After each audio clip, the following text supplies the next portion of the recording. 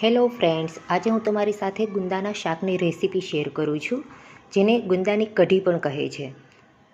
એના માટે આપણે પહેલાં ફ્રેશ ગુંદા લેવાના છે અને ગુંદાના ઠળિયા જે હોય એ કાઢી નાખવાના છે. આ રીતે મેં પેપર પાથર્યું છે અને ગુંદાના ઠળિયા કાઢી લીધેલા છે.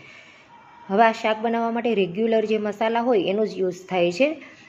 રેગ્યુલર મસાલા સિવાય બેસન અને છાશ અને લસણના કટકા ને એની ચટણી, બસ એટલા જ મસાલાનો યુઝ થશે. હવે તેલ ગરમ કરવા મૂકી દેવાનું. તેલ ગરમ થઈ જાય એટલે એમાં જીરું નાખવાનું, લસણના કટકા નાખવાના અને ગુંદાના કટકા નાખીને એનો વઘાર કરી નાખવાનો. અને થોડી એવી હળદર નાખી બધું હલાવી નાખવાનું.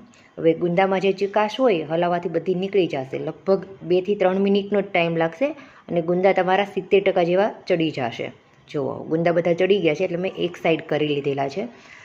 અને જે સાઈડમાં જે તેલ હોય એની અંદર આપણે બેસનને શેકી લેવાનો છે. આ રીતે બેસન જો શેકાઈ જાય પછી બધું મિક્સ કરી દેવાનું અને એની અંદર ટેસ્ટ પ્રમાણે નમક નાખવાનું છે અને લસણની ચટણી, જે તમે ખાતા હોય તો લસણની ચટણી નાખવી.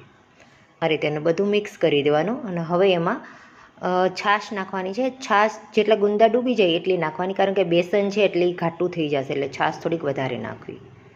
જો છાશ નાખીને બધું હલાવી નાખવાનું અને એક ઉભરા જેવું આવે ત્યાં સુધી હલાવવાનું. આ બધું મિક્સ થઈ ગયું. હવે 5 મિનિટ માટે આવી રીતે ઢાંકણ બંધ કરી દેવાનું અને ગેસ બંધ કરી દેવાનો અને રહેવા દેવાનું છે, એટલે તમારું શાક રેડી થઈ જશે. જુઓ, આ તમારું ગુંદાનું શાક રેડી.